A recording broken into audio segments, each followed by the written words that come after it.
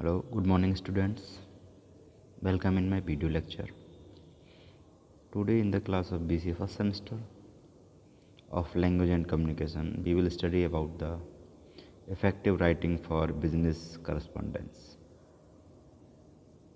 इसका मतलब है बिजनेस में या ऑर्गेनाइजेशन जो भी है उसमें राइटिंग का क्या रोल है, राइटिंग कितना ज़रूरी है, उसके बारे में आज हम डिस्कस करेंगे कि बिज़नेस के पर्पज़ से देखा जाए तो राइटिंग का क्या महत्व है, किस तरह की राइटिंग्स हम बिजनेस। राइटिंग का मतलब आप समझते हो, राइटिंग का मतलब जैसे बिजनेस में हम कोई लेटर लिखते हैं, कोई रिपोर्ट बनाते हैं, कोई मेमोरेंडम बनाते हैं, कोई ऑर्डर देते हैं, वो सारी चीज़ें रिटर्न में होती हैं। यानी रिटर्न में इसलिए रहते हैं कि हमें फर्दर कभी रिकॉर्ड की आवश्यकता हो तो हम उसमें वहाँ से उसे ले सकें।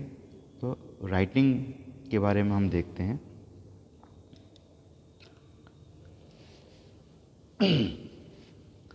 Business correspondence is an instrument of decision making in the business world.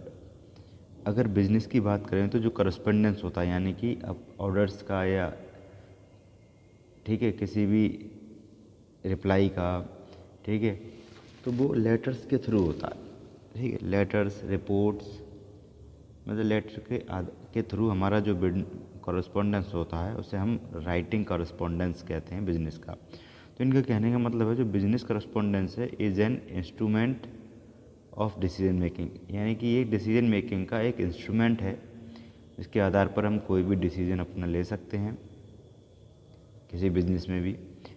Its significance has increased with the growing change in modern life, और जब से मॉडर्न लाइफ की तरफ हमारा बिजनेस बढ़ा है, बिजनेस में चेंजेस आए हैं, तो इसका जो सिग्निफिकेंस है वो जो और ज़्यादा बढ़ गया है। ठीक है, इसकी वैल्यू और ज़्यादा बढ़ गई है राइटिंग की। In order to success in today's competitive environment, अगर हमें आज के कंपटीशन के इन्वायरमेंट्स में सक्सेस करना है, जैसा कि आप जानते हो मार्केट में या बिजनेस में कितना कंपटीशन है, अगर इस कंपटीशन में भी हमें सरवाइव करना है तब हमें इफ़ेक्टिव राइटिंग की ज़रूरत होगी। ठीक है, we need effective writing skills, तब हमें इफ़ेक्टिव राइटिंग स्किल्स की आवश्यकता होती है। Because we may have to write different kind of business letters, क्योंकि हमें बिजनेस अगर हम चला रहे हैं तो उसे चलाने के लिए कई तरह के डिफरेंट काइंड के हमें बिजनेस लेटर्स भी लिखने होते हैं, भेजने होते हैं। ठीक है, such as a letter in order to request for service, अगर फॉर एग्जांपल कोई लेटर ऐसा है जो बिज़नेस के लिए किसी सर्विस के लिए हमें ऑर्डर करना है, रिक्वेस्ट करना है, उसके लिए लेटर लिखना है, या इन्फॉर्मेशन देना है कि सर्विस की, उसके लिए लेटर लिखना है, गिव इन्फॉर्मेशन या किसी को इन्फॉर्मेशन देनी हो।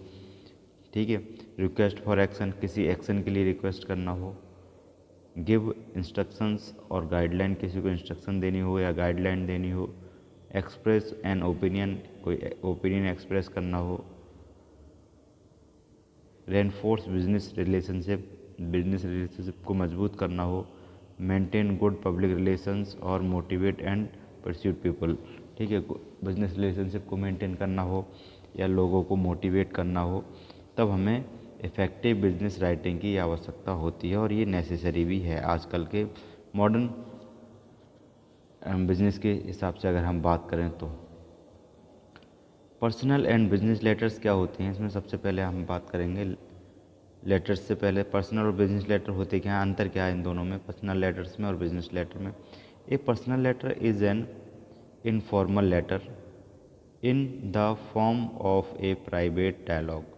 जो हमारा पर्सनल लेटर होता है एक इनफॉर्मल लेटर है। इनफॉर्मल का मतलब आप जानते ही हो, कई बार मैंने आपको बताया इनफॉर्मल का मतलब होता है कि ऐसा कम्युनिकेशन जिसका कोई स्ट्रक्चर ना हो, अपने अनुसार, अपने शब्दों के अनुसार हम कम्युनिकेशन करें बिना किसी प्री डिफाइंड स्ट्रक्चर के, that is known as informal. Okay, तो जो हमारा पर्सनल लेटर होता है वो इनफॉर्मल लेटर होता है in the form of private dialogue. उसमें हम अपने प्राइवेट डायलॉग वगैरह जो भी हमें उचित लगे उस हिसाब से हम इसे लिख सकते हैं, कोई पैटर्न फिक्स नहीं है इसका। Where the writer want to say something, और पर्सनल लेटर में जो राइटर कहना चाहता है वो सब लिख सकता है, and express a response to the message, या किसी मैसेज का रिस्पॉन्स एक्सप्रेस करना हो तो वो अपने हिसाब से कर सकता है। It may follow the norms of private conversation but it's normally does not follow any set pattern. अगर कहें तो प्राइवेट कन्वर्सेशन का जो फॉर्म है, नॉर्म्स है, वो फॉलो कर सकता है, लेकिन ज़्यादातर कोई भी इसमें कोई सेट पैटर्न नहीं है जिसमें हम इसको लिखें। ठीक है। And writer free to choose any style और पैटर्न। इसमें जो राइटर होता है यानी कि पर्सनल लेटर का जो राइटर होता है वो फ्री है अपनी स्टाइल और अपने शब्दों को चुनने के लिए, अपने टेक्स्ट को चुनने के लिए वो किस तरीके से सामने वाले से बात कर रहा है। ये तो हो गई बात हमारी पर्सनल लेटर की। अब बात करते हैं बिजनेस लेटर्स क्या होते हैं। A business letter on the other hand is a formal written message. जो बिजनेस लेटर होता है, अगर दूसरी तरफ बिजनेस लेटर की बात करें तो is a formal written message. ये एक फॉर्मल रिटन मैसेज है, written in a conventional form, और जो कि एक कन्वेंशनल फॉर्म में लिखा हुआ होता है, कन्वेंशनल टाइप का लिखा हुआ था, for a specific audience to meet specific need. और ये स्पेसिफिक ऑडियंस को किसी स्पेसिफिक, और जब हम बिज़नेस लेटर की बात करेंगे तो ये business letter on the other hand, अगर दूसरी तरफ हम बिज़नेस लेटर की बात करें तो is a formal written message. एक फॉर्मल रिटन मैसेज, फॉर्मल का मतलब है जिसका स्ट्रक्चर प्री डिफाइंड, मतलब प्री डिफाइंड पैटर्न हो कोई या स्ट्रक्चर हो, उसके अकॉर्डिंग हमारा जो मैसेज बनता है वो कहलाता है formal written message. Written in a conventional form for a specific audience to specific need, मतलब पर्टिकुलर ऑडियंस के लिए, स्पेसिफिक नीड के लिए इसे हम लेटर को राइट करते हैं, लिखते हैं। It is also a form of dialogue where the writer want to say something and express the a response to the message. ये इसमें जो डायलॉग्स हैं यानी कि जो सेंटेंसेस हम लिखते हैं उनका भी एक स्ट्रक्चर होता है, उसके अकॉर्डिंग राइटर अपने व्यूज़ जो हैं उन्हें शेयर करता है या एक्सप्रेस करता है या अब किसी के व्यूज़ का रिस्पॉन्स करता है। ठीक है। It is more structured as it's follow a set pattern in form and style. ये बहुत ज़्यादा स्ट्रक्चर्ड प्रोग्राम होता है और एक सेट पैटर्न को और उसकी फॉर्म और स्टाइल को ये फॉलो करता है। ओके। लेटर राइटिंग प्रोसेस की बात करें तो it is easier to write an effective business letter while following a systematic writing plan. अगर आपके पास कोई सिस्टमेटिक राइटिंग प्लान है लेटर को लिखने का तो आप एक इफ़ेक्टिव बिजनेस लेटर बड़ी आसानी से लिख सकते हैं।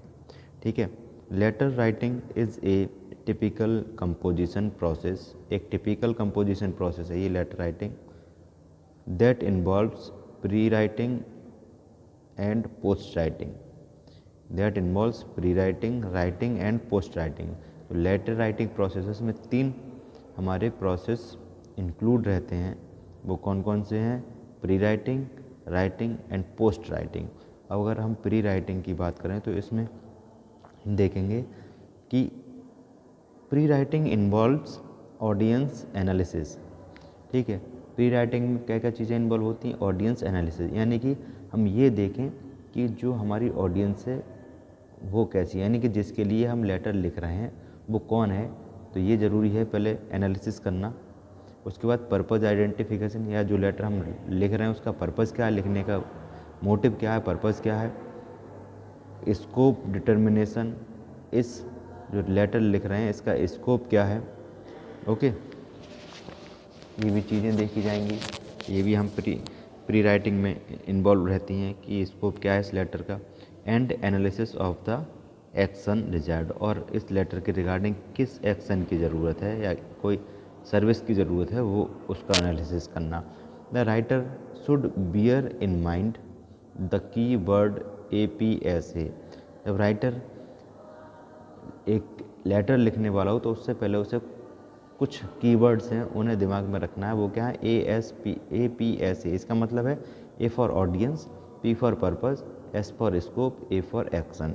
यानी कि ये चारों चीज़ इस लेटर राइटिंग में हमारे राइटिंग से पहले हमें ये सब माइंड में रखनी चाहिए। क्या जी? APSA, यानी कि लेटर जो हम लिख रहे हैं बिजनेस लेटर, उसकी ऑडियंस क्या है, ठीक है, पर्पस क्या है लेटर का, स्कोप क्या है, और हम क्या एक्शन चाहते हैं, ठीक है। तो प्री राइटिंग का प्रोसेस होता है जिसमें ऑडियंस का एनालिसिस करते हैं, पर्पस का और स्कोप एंड एक्शन का, ठीक है।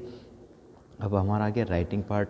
Writing involves organising the matter, outlining what need to be written.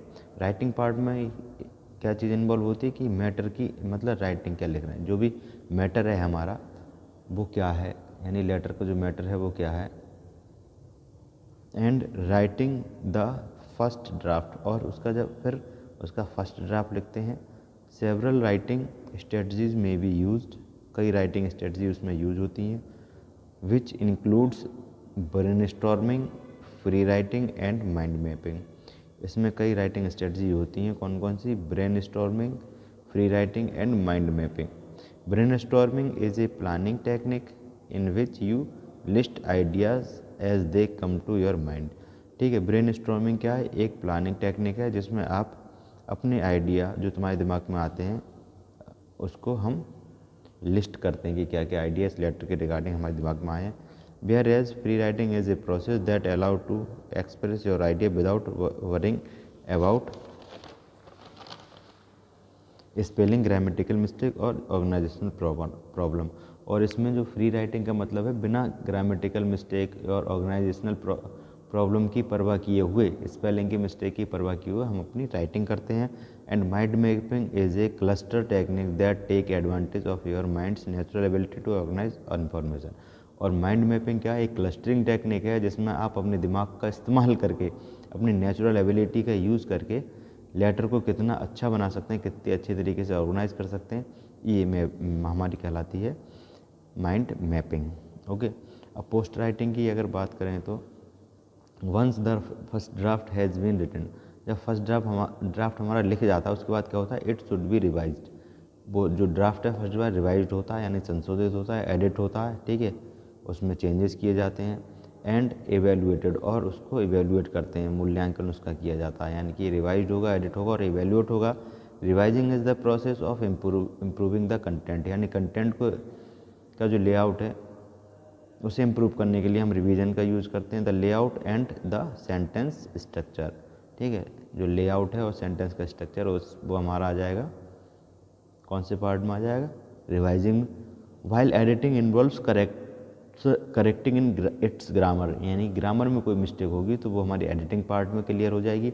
Then spelling में मिस्टेक होगी वो भी, और पंक्चुएशन, फॉर्मेट और स्ट्रक्चर में मिस्टेक होगी वो भी। और इवेल्यूटिंग क्या है, on the other hand refer to the process of critically examining the letter of ensure that it can achieve it purpose, ठीक है।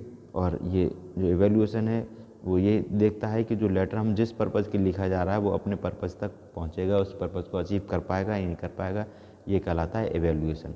तो ये हमारा था पार्ट इफ़ेक्टिव राइटिंग। आज के वीडियो लेक्चर में इतना ही, ओके, थैंक यू स्टूडेंट।